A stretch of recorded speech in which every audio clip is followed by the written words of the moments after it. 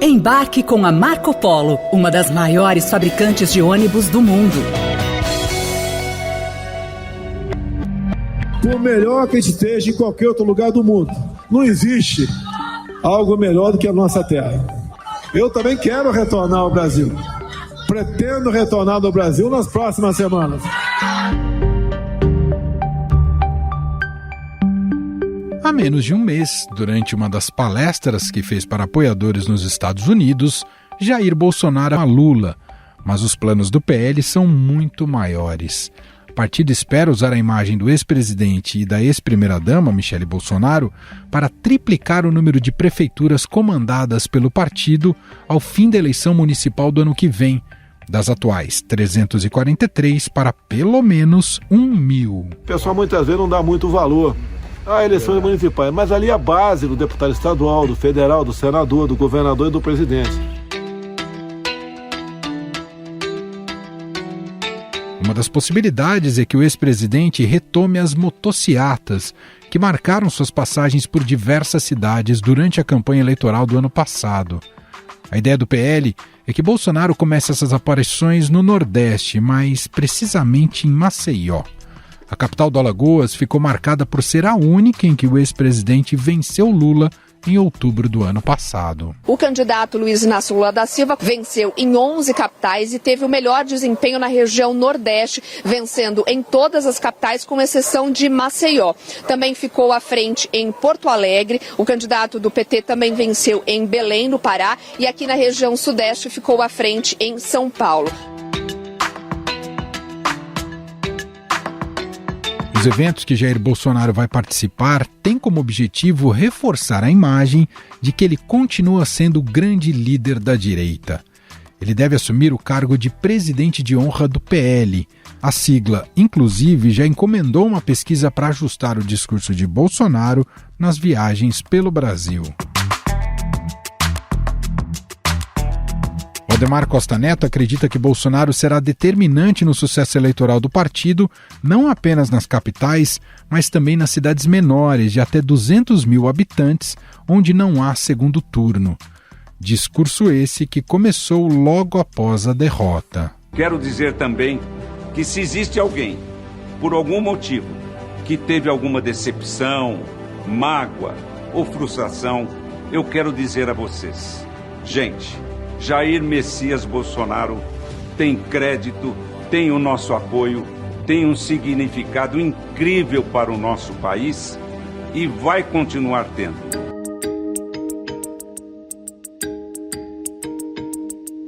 Mas nem tudo são flores para o ex-presidente nesta volta ao Brasil.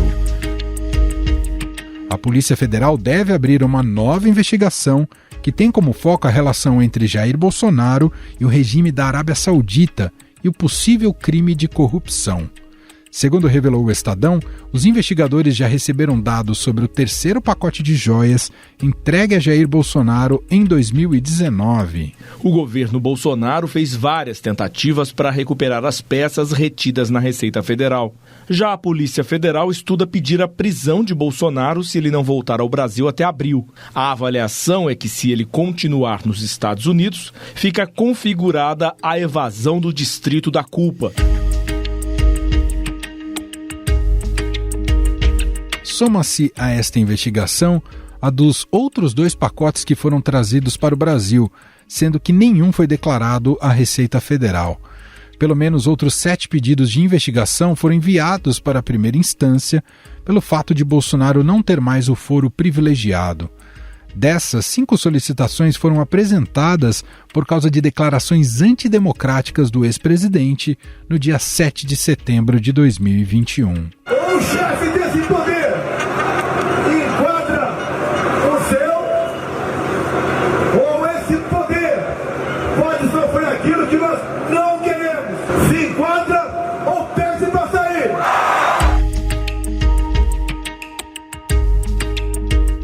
Fora isso, alguns inquéritos contra Bolsonaro estão sob a relatoria do ministro do Supremo Tribunal Federal, Alexandre de Moraes. Entre as acusações estão a suposta interferência na Polícia Federal, vazamento de um inquérito sigiloso sobre ataque hacker ao Tribunal Superior Eleitoral e participação em grupos de milícias digitais. Não haveria uma causa para essa substituição e estaria claro que estaria havendo ali uma interferência política na Polícia Federal. Conversei com o presidente, houve essa insistência do presidente, né? Falei ao presidente que seria uma interferência política, ele disse que seria mesmo. A chamada Minuta do Golpe, encontrada na casa do ex-ministro da Justiça Anderson Torres, foi incluída na investigação sobre a reunião com embaixadores, onde Bolsonaro espalhou informações mentirosas sobre o sistema eleitoral brasileiro. Torres afirmou à Polícia Federal que o documento era descartável, sem relevância e que deve ter sido colocado na estante da casa dele por uma funcionária durante uma faxina. Ele disse que não sabe quem escreveu o texto. E claro, o ex-presidente é investigado por uma possível influência intelectual nos atos golpistas do dia 8 de janeiro, quando os prédios dos três poderes foram invadidos e depredados por bolsonaristas. Por sinal, amanhã é efeméride do golpe militar no Brasil, um dia depois da volta de Bolsonaro ao país. O ex-presidente sempre alimentou um culto em torno da data, inclusive durante seu governo. No atual governo, a proposta é inversa, buscar que o aniversário do golpe não seja usado politicamente. O ministro da Defesa, José Múcio, determinou que a data não seja registrada na ordem do dia dos quartéis, batalhões e instalações militares. Afinal, o que representa a volta de Jair Bolsonaro ao Brasil? O ex-presidente vai conseguir liderar a direita brasileira? Sobre este assunto, vamos conversar com o cientista político e diretor do Instituto de Estudo para Políticas de Saúde, o IEPS, Miguel Lago. Ele também leciona em Harvard, nos Estados Unidos. No Brasil, nessa quinta-feira, seus apoiadores vão tentar fazer disso um grande evento já nessa quinta. É claro que o recall de Bolsonaro das eleições é bastante impressionante. Porém, ele está envolto agora em uma série de escândalos, fora os processos que já correm na justiça, que colocam muito em xeque sobre seu futuro eleitoral.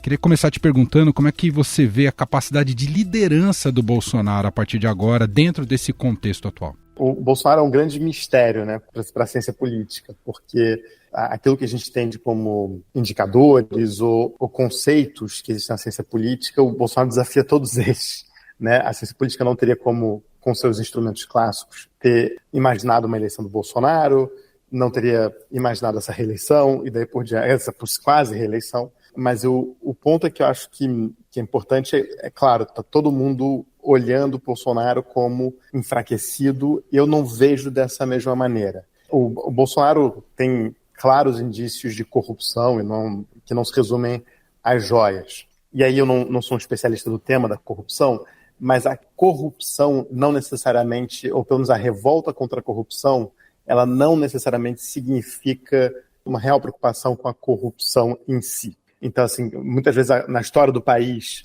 né, a UDN, lá nos anos 50, usava a corrupção no fundo para fazer uma oposição ao Getúlio Vargas, mas na realidade o que estava sendo, né, o Carlos Lacerda, que era um grande expoente da UDN, estava longe de ser alguém impoluto, mas é claro que aquilo que estava significando era esse ódio à expansão de direitos que aconteceu sob Getúlio Vargas e a inclusão de camadas da população. Quando a gente fala de corrupção, funciona com alguns tipos de políticos, não funciona com outros tipos de políticos, porque talvez o que está querendo ser significado ali não necessariamente é uma luta contra a corrupção, e sim outra coisa. Então, acho que o qualificativo do Bolsonaro corrupto já não colou e não colará no Bolsonaro. Eu acho que onde o Bolsonaro tem falhado sistematicamente na capacidade de liderança dele é o fato do Bolsonaro ter levado grande parte dos seus seguidores a acreditar numa mentira. Esses seguidores terem ido às últimas consequências acreditando profundamente naquilo que o Bolsonaro, na liderança do Bolsonaro, e ele ter traído retumbantemente todos eles. Traiu no dia 8 de janeiro, traiu no 7 de setembro de 2021 e traiu ao fugir para os Estados Unidos e passar esses 4 meses de férias em Orlando. O maior risco para o Bolsonaro é o próprio comportamento do Bolsonaro em relação digamos assim, a falta de consequência que tem a liderança dele sobre os seus liderados. Sempre se fala sobre o tamanho do Bolsonaro e o tamanho do bolsonarismo. Como é que você avalia? Quando a gente fala do bolsonarismo, talvez da extrema-direita no Brasil, ela realmente é maior do que o Bolsonaro hoje? Eu acho que a extrema-direita ela é maior do que o Bolsonaro, mas acho que ela não, por enquanto, não tem outra liderança tão agregadora para ela quanto o Bolsonaro, né? Não à toa se chama bolsonarismo. Mas eu não vejo uma fácil substituição do Bolsonaro. Agora, eu acho que o que acontece, acho que isso é perceptível, existe sim um incômodo de grande parte dessa militância de extrema-direita com a falta de capacidade do Bolsonaro de liderá-los. E acho que é mais do que justificado pessoas de extrema-direita estejam considerando Bolsonaro como um traidor, porque ele de fato traiu a base dele. E como é que você observa a evolução ao longo do tempo em termos de agenda para manter mobilizada essa extrema-direita? Né? Sempre foi muito vinculado à questão do que se diz de guerra cultural, questões morais, né? E uma coisa muito caracterizada como antissistema, mesmo com Bolsonaro no poder. Isso se mantém intacto até hoje? Teve alguma novidade? Eu acho que tem uma novidade para eles, é que eles não têm mais a máquina pública, a máquina estatal, a favor dessa disseminação de ódio e de fake news daí por diante. No entanto, eles têm uma grande vantagem que é não estar mais no governo, ou seja, é sempre mais fácil criticar o governo do que executar políticas públicas, né? E o próprio Bolsonaro, como você bem disse, embora ele fosse o responsável pelas políticas públicas, ele sempre tentava se desresponsabilizar. É sempre culpa do STF, da Câmara dos Deputados, do Rodrigo Maia, sempre tem alguém mais poderoso do que ele e que ele não conseguia. Então, ele sempre alimentou esse trabalho de aparecer como uma oposição ao seu próprio governo. Agora ele poderá ser oposição a um outro governo. Acho que isso traz uma facilidade grande para ele. E à medida que o governo Lula não for entregando aquilo que o governo Lula prometeu, ou que as pessoas que votaram no Lula acreditavam que o Lula poderia entregar, nessa medida, eu acho que o Bolsonaro tem grandes chances de se fortalecer politicamente. Eu acho que, de novo, o Bolsonaro tem falhado, digamos assim, do ponto de vista de uma liderança de direita. Eu acho que ele tem falhado sistematicamente desde as eleições. A melhor novidade que a democracia teve foi o fato do Bolsonaro ficar calado tanto tempo. Isso foi um alívio, acho que para todos nós que apreciamos a democracia. E acho que o nível de violência no país baixou justamente porque o Bolsonaro não estava se comunicando da mesma maneira o tempo todo ao longo desses últimos meses. Agora, com ele voltando, vamos ver como é que fica. Mas o fato é que o Bolsonaro não soube liderar muito bem nesses primeiros meses a extrema-direita. Acho que com a volta dele ao Brasil e com a ausência de outras lideranças, meio que está no colo dele. O Steve Bannon, né, disse numa entrevista à Folha que processos na justiça só fortalecem líderes como Trump e o Bolsonaro. Essa já é uma estratégia muito em cima disso que a gente acabou de conversar, de que sempre existe um inimigo maior que conspira contra, em tese, líderes populares, populistas e populares como Trump e Bolsonaro? Sim, totalmente. Acho que ele tem toda a razão. Esse daí entende do riscado. E eu acho que ele tem razão. O que o Bolsonaro sempre precisa para mobilizar a militância extrema-direita é mostrar que ele está numa posição enfraquecida de fragilidade, que ele precisa, portanto, do apoio dos seus apoiadores constantemente. Ao fugir para os Estados Unidos, isso quebra um pouco essa narrativa, mas se ele estiver em meio de processo judicial, que tem ritos, que tem momentos, quer dizer, isso é muito bom para a mobilização. Você tem uma série de acontecimentos, um encadeamento de acontecimentos. É excelente para você poder mobilizar pessoas em solidariedade ao Bolsonaro ao longo desses próximos meses. Então, quer dizer, eu acho que isso sempre pode ser usado. Assim como eu acho que o Bolsonaro sempre quis provocar durante a gestão do Rodrigo Maia, ele queria provocar, na minha avaliação, a abertura do processo de impeachment, porque aquilo que ia salvar ele e permitir que ele mobilizasse a base dele. Claro, aí veio a pandemia, aí ele resolveu encontrar no vírus, ou enfim, nos governadores que tentavam combater a propagação do vírus, uma maneira de antagonizar. Ele não precisou do impeachment, mas acho que ele busca o conflito sempre. Então, uma situação de processo é maravilhosa para ele. O que eu acho que sim é desastroso para o Bolsonaro é o Bolsonaro não ter mais acesso às suas redes sociais. Tirar a capacidade do Bolsonaro de se comunicar com a base dele, ou pelo menos não tirar, porque isso não dá, não tem como tirar, mas digamos, enfraquecer o Bolsonaro perfil, que vamos se lembrar, é a grande fonte de poder do Bolsonaro. O Bolsonaro é um extraordinário influenciador digital, muito antes de ser virado um presidente da República. A minha hipótese é que ele virou presidente da República porque ele era um extraordinário influenciador digital. Então, você enfraquecer o influenciador digital Bolsonaro, como eu acho que ele próprio se enfraqueceu por problemas psicológicos dele desde que perdeu a eleição, eu acho que isso sim é talvez das coisas mais importantes que a gente tem para poder despolarizar o discurso público, encontrar um discurso público que seja mais racional, mais humano, mais respeitoso, mais polido. E isso certamente enfraqueceria muito mais a extrema-direita do que necessariamente algum processo judicial contra o Bolsonaro.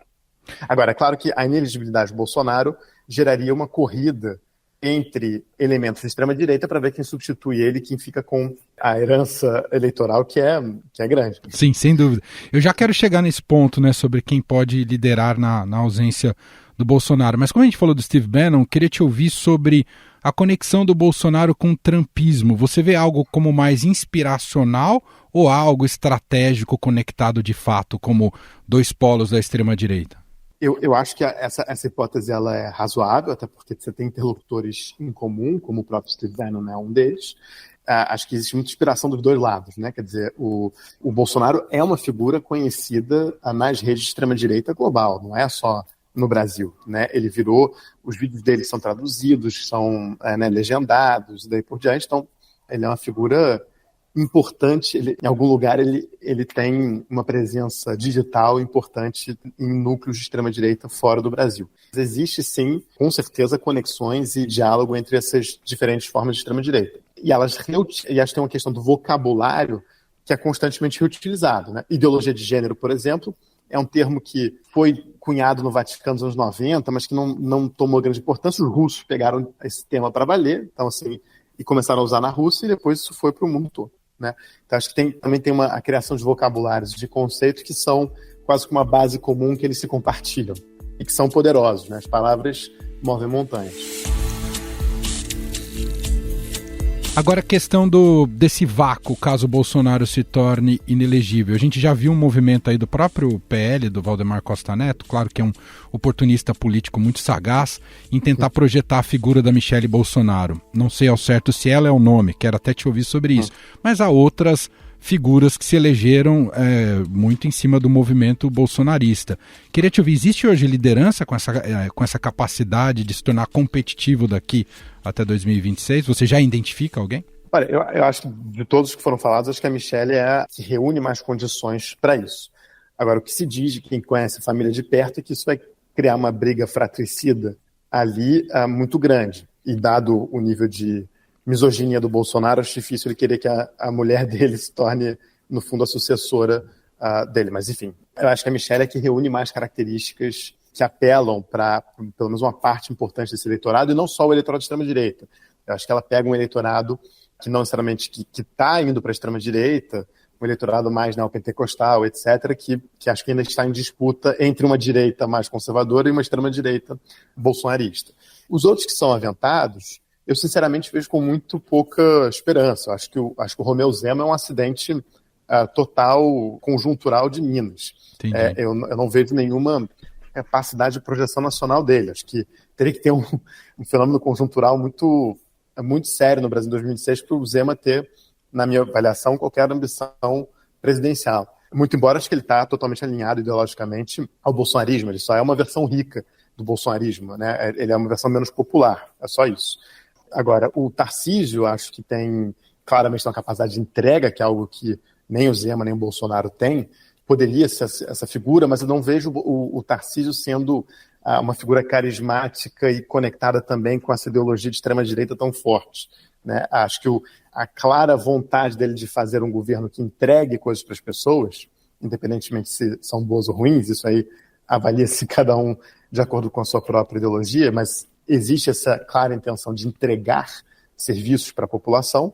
Quando você tenta fazer um bom governo, como a gente entende, né, como conceito, fica mais difícil você fazer a disputa ideológica de maneira, ou pelo menos priorizar a guerra cultural, como dizem os bolsonaristas. Então, eu acho que eu não vejo o Tarcísio tendo essa confiança da extrema-direita para ser essa liderança.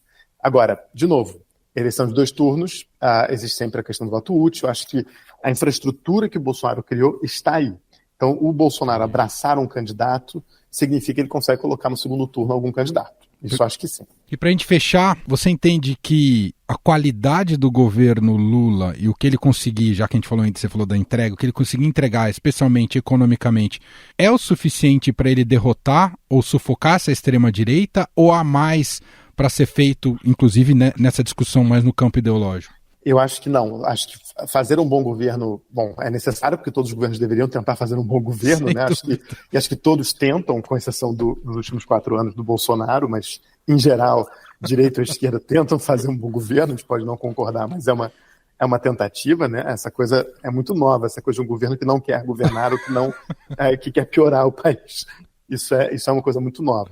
Mas eu acho que então não tem nenhuma dúvida da intenção do Lula de fazer um bom governo. Acho que as condições reunidas não são óbvias, né, tanto políticas quanto conjuntura internacional, etc.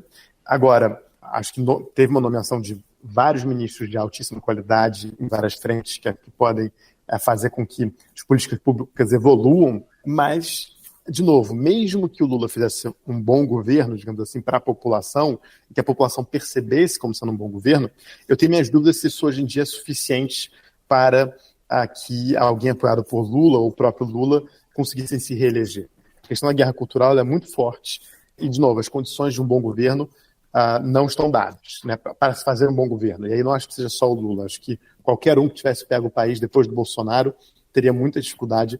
Acho que tem elementos no eleitorado, o eleitorado está mudando, a percepção das pessoas ela não é absolutamente exatamente como as coisas são, né, ela varia de acordo com uma série de fatores.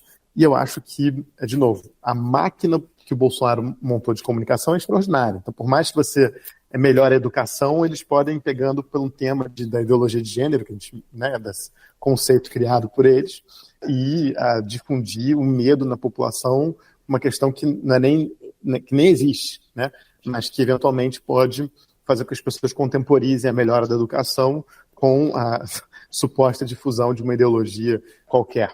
Então, eu acho que isso é um elemento que não deve ser descartado. Então, um bom governo não bastará, infelizmente. E fazer um bom governo será difícil. Só uma última pergunta, colocar como moderados, porque perto do Bolsonaro todo mundo ficou moderado.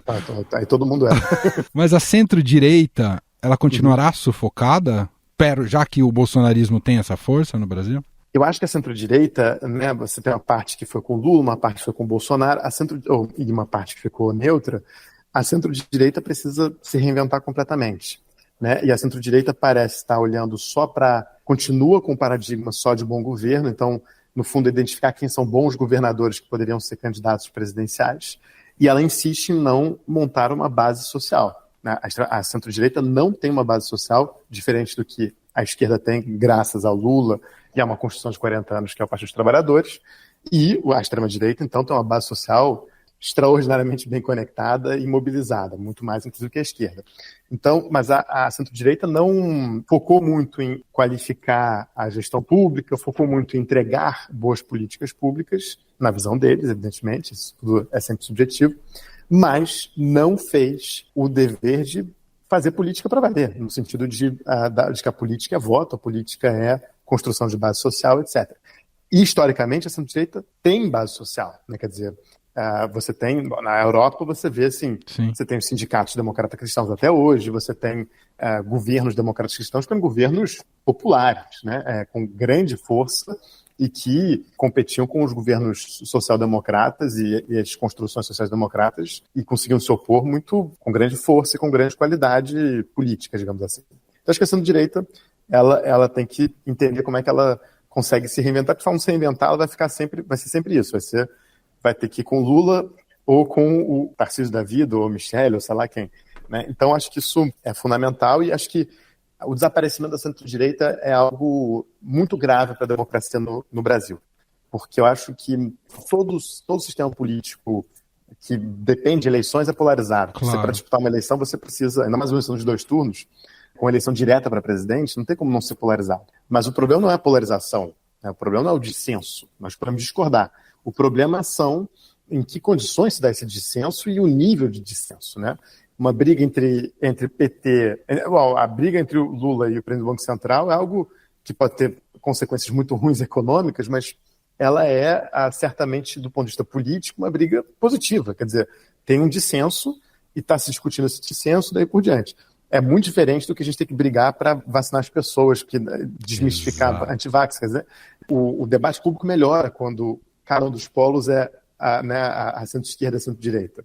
Isso, então, acho que a gente reconstruir uma direita republicana e democrática no Brasil, um centro e uma direita, digamos assim, um centro-direita, é uma missão fundamental para que a gente possa ter, né, recuperar, se é que é possível recuperar, digamos assim, a qualidade do debate público e um sistema efetivamente democrático. Muito bem, esse é Miguel Lago, cientista político, diretor do IEPS, leciona em Harvard, gentilmente